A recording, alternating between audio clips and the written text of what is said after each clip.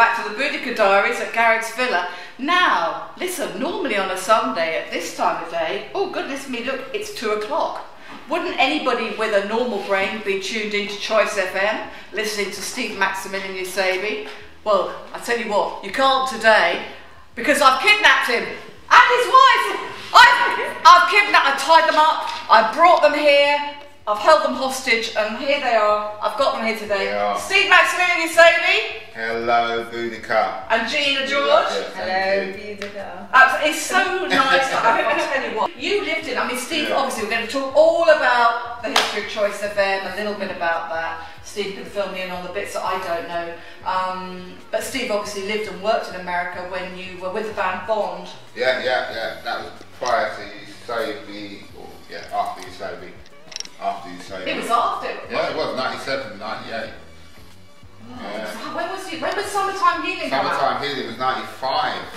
Because I'm still hearing that so much. I mean, do you know, I even was driving, I heard it the other day. That was a track that was played by every single mainstream station. Yeah, it was in the summer. We had a great touring time with my sister. It was a family band that was formed in about 1990. I was solo at first. And then what had happened was my sister at the time, she said that Sharon, the late Sharon, she passed away my last bossy year. sister passed away.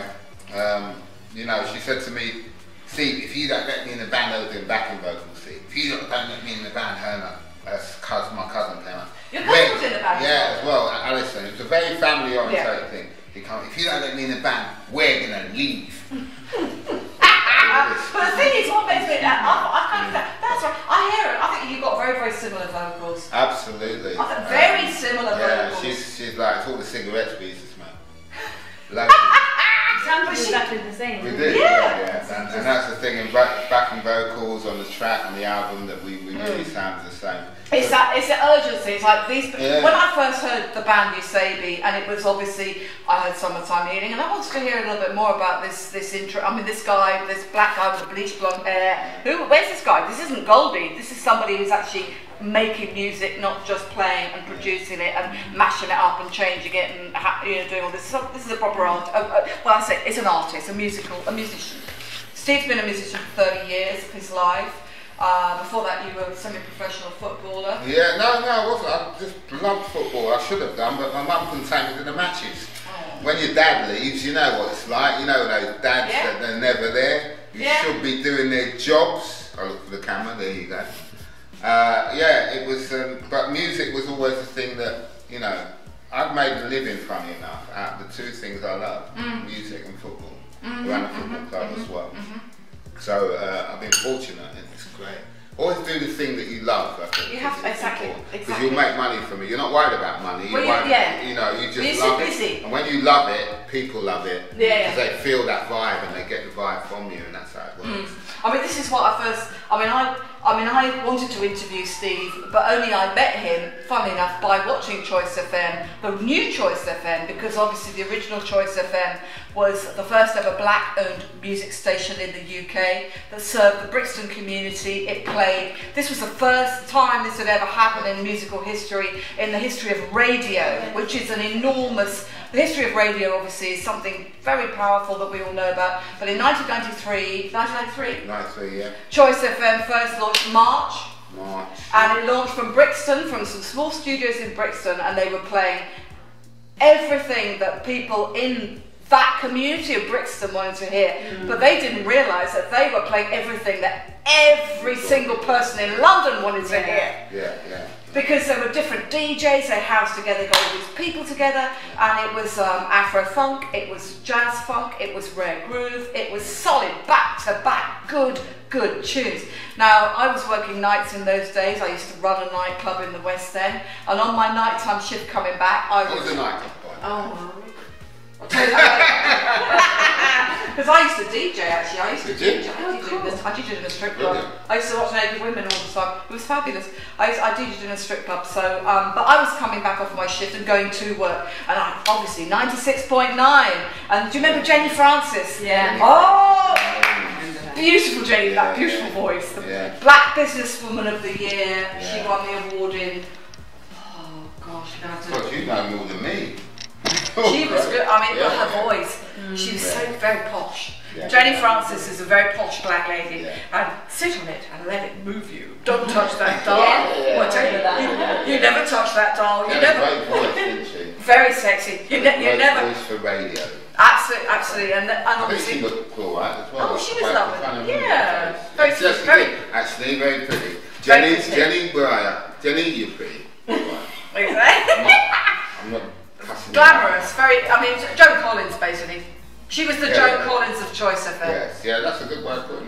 Yeah, it is, because she was a strong woman, but I mean, Choice FM was. It was the music station that served Brixton, and I remember, because obviously I live south side, so when I used to drive home, I could still get Choice FM, even coming back to Kingston. I could still tune in. People who were going up north, they couldn't get it.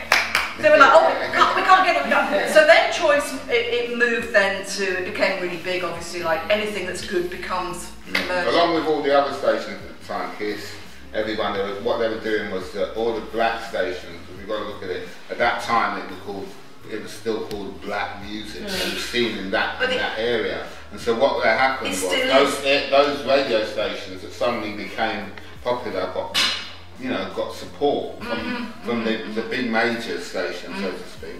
But the knowledge was there, because when you listen to the DJs on Choice, you had the knowledge. People would, I mean, somebody would kindly say, oh, that's Walter Jackson, that's 97, we're going back to 1974. And they were the first people to play My Friend Juanita Stokes. Yes, yeah. I'm Juanita the man-eater. But they were the first, Choice was the first one to play MC Smooth, and that was a bit kind of rude, it was soul, American soul, but I mean, we took it to our own. I mean, obviously British black music has always been so big and so productive. I mean, but the thing is, I mean, growing up for me, I never listened to. I used to listen to Laser 558 in the 80s. But it came along with the box as well. If we look at music channels as well, there were things that were happening at the time of Choice. There was the Box music channel, and there was a great promotion of like what was happening in America. And I think that Choice also lent to that and brought it that over here. Yeah. Because it realised that was the audience. That this is what it related to us. This was. I mean, we were the audience. I mean, listening to if you listen to soul and funk and reggae, there's all the background and the cross alliteration and the talk and the poetry, that goes with it, and it is poetry, the rap, but it is all it, and you can't get that on any other station. It was like listening to the Nottingham Carnival in your sitting room. It's fantastic. That's why you stayed with Choice. Now, the whole rocky history of Choice is obviously they then went to Borough, High Street to broadcast, and then they got bought out. It became so big. Then they went to Birmingham, and they got a contract in Birmingham to expand the audience, which it has to be expanding the audience. I mean, because we're a bit selfish here in London, we just think it all belongs to us. So they went to Birmingham, expanded the audience, and then of course there was that buyout from Capital. And then it went downhill. And then can I explain how that worked? Because I'm obviously now part of the new Choice, and what happened there was that how I ended up on Choice FM. Obviously as we talked about, I'd grown up listening to it and everything else, and it was thank you, top ups. Thank you, crew. I'd grown up listening to it, and we've got to remember also that it was the first black community radio station for, we've got all the nationalities, Turkish, everyone's got their community radio, so this was the first one, and I felt that was very important. It was black owned. Yes. It was the first black owned. That was very important. Yeah. Oh, absolutely. And so when somebody came along who was on it and said, Steve, you've got this character, you're this big guy, do this would be great for you. And I always had a background, music, if you're from a music or black background, you're from sound systems. You grew up with, built sound systems when I was young, we did all of that. So DJing, music was all part of it. So I then thought, no, I want to come back and revive this station because we haven't got one. How can Capital, how dare you? You are the only person. A station, and then take it off the air for the whole black community. It's true, it's true. I mean, you're taking the Berties, you're taking the fucking piss. It's true. So, I mean, Choice was to me the only radio station to listen to. Then there was a point, I mean, after that, My Soul, it all became digital then. Digital, yeah. Steve, and that's why I come along. Steve, tell us about, but you are a guy who's from the old school that understands all the new technology. Yeah, I try to. I keep involved. I think it's important. Stay with the young, and you'll always know what's going on, and it's true. We have to. And I think that's what music is. You can't shun it away. So the digital technology has allowed sort of new stations like Choice, New Choice.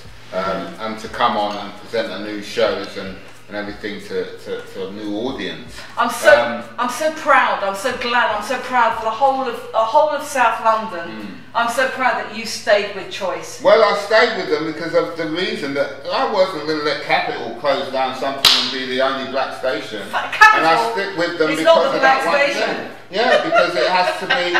There has to be something that represents that, and every black person you speak to will always go, "Oh, and you're white as well," but they'll always go like.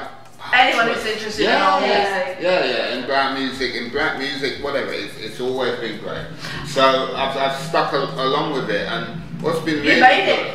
Oh, I've just done my own thing. The show, by the way, I mean, obviously we're going to tag you on the show. The show, by the way, is on Sundays. Not every Sunday, because obviously Steve and Gina have got family commitments. But when they are not doing their other work, it's on from 1 till 3, and it is the happiest show on radio. There you go. Because you see, it's interactive, it's hyperactive, it's radioactive. Yeah, no, it is. And what I've done with the show is, because I thought, when he asked me, Steve, do a show on the thing, come on, you know. You just be yourself. I thought, well, I'll just be myself. Well, I'm a singer-songwriter, and I like music, and I'm going to present it. So what I did with the show, dancing. I like dancing, I like singing, and so I put all of that in a live format, and Facebook Live, YouTube Live, and invite everybody in to be part of that. And it's just great because he's the only DJ that will talk and talk and talk, and actually you want him to go on talking because it's interesting what he's saying. I sing more, I think. Listen, we get on to this. Maybe an opera star. You've got a beautiful baritone voice. Obviously, Steve's I love singing. Obviously. I don't know how people, but when you hear your favourite song, you sing it, don't you? Yeah. And that's it. I don't know how people, this is my bugbear, when you're sitting on the tube and everyone's got their headphones on and listening to their favourite music and they're like this. They're not sharing it.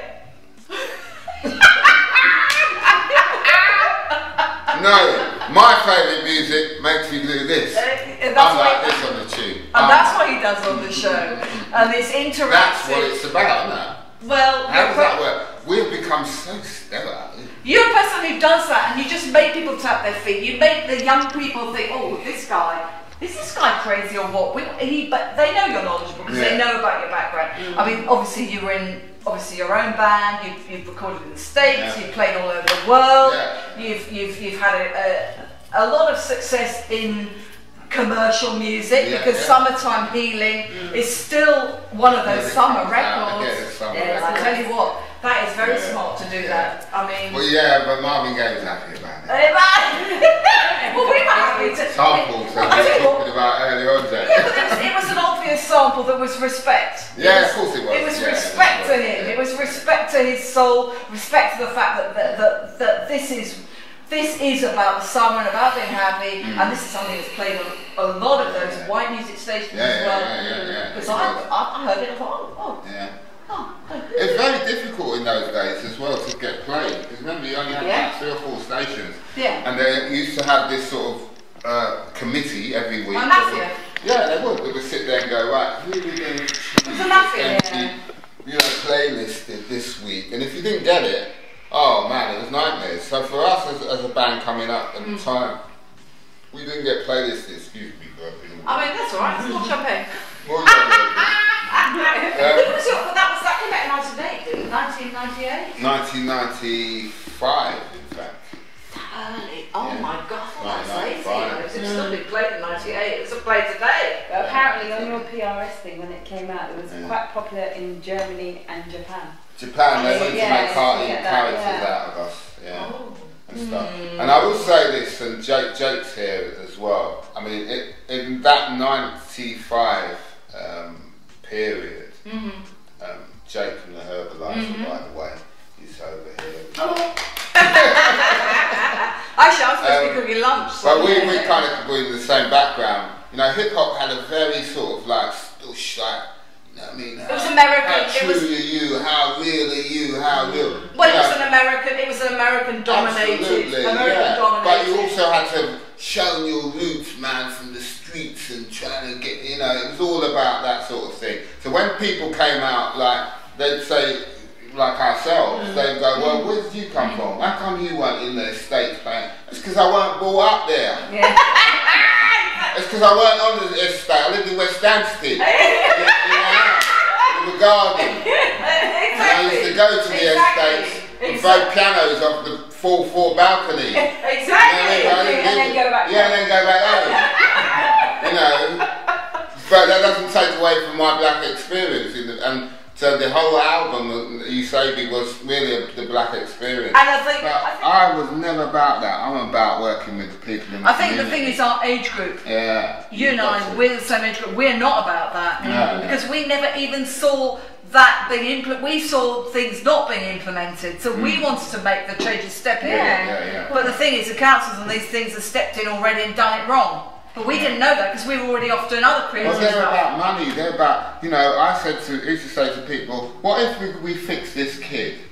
This kid, that means that this kid comes out of the system. Amazing. And that kid coming out of the system means that you don't have a job. Yeah. And that's what they don't understand. I hate that shit. So they'll fix you as much as it takes for you to go around on the conveyor belt and come back again. You have and to that have, is I mean, where I it's see wrong. it for you too, I see basically. it every day. I know you see it every day in your job, and I can't believe that you've still got the creative energy to even do a show on a Sunday after what you see. Monday to Friday you see this. Yeah. So, I mean, basically I feel that I really want to see a time when you have your own foundation. I want to see you Let's do it. I want to see you two having this thing. I mean, Zarina probably knows how to help you implement this kind of charity, non-profit organisation where you are helping, you're being paid for what you do, and not for what other people don't do, or not for what other people do wrong. It's like the new thing with music now today is everyone's working with.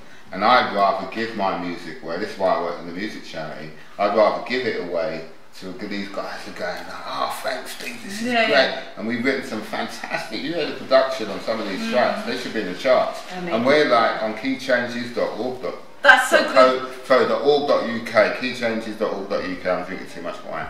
But yeah, check it out, the music on our thing. And these guys should be on the thing. The reason that they're not is because everybody's just why not? Why not? Fantastic the thing is, I don't watch X Factor and all that stuff, but the last time I did see it, I saw Hannah Barrett and I saw who's that lady, that white lady who worked in the prison.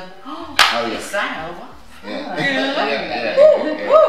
But you know, I don't watch the programs. But the thing is, we don't. But the thing is, that is.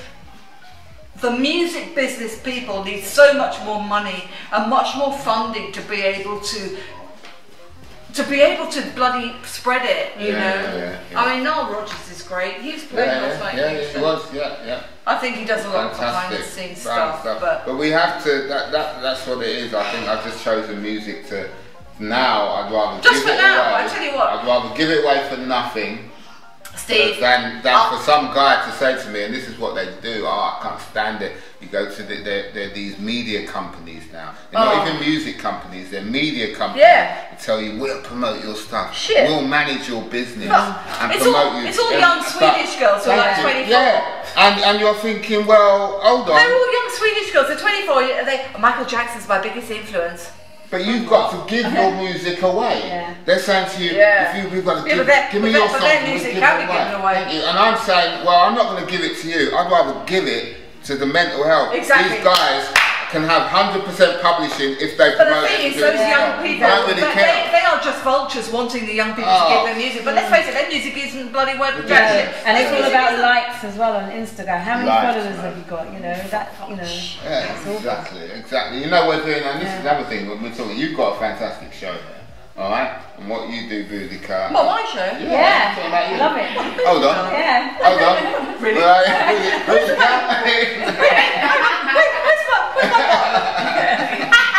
No, but this Oh, you're is so what nice talent to is say. about. It's about us creating. Yeah. But our problem is the way that we promote things. Those who know, don't they? We don't need to, we don't need to sell it. My king We and don't my need queen. to sell it, don't we? We don't need to sell it to other people or try and convince other people. There's no point. I can't be bothered with that. Well, the thing is, you're an intellectual. You have to know these things.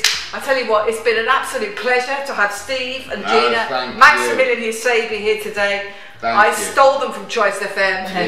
I'll pay you later, but I tell you, I got them now, and I'm going to cook them a big lunch. I cooked a lovely big meal, so people need to be eating. And thank you for watching us. And thank you. And watch this guy.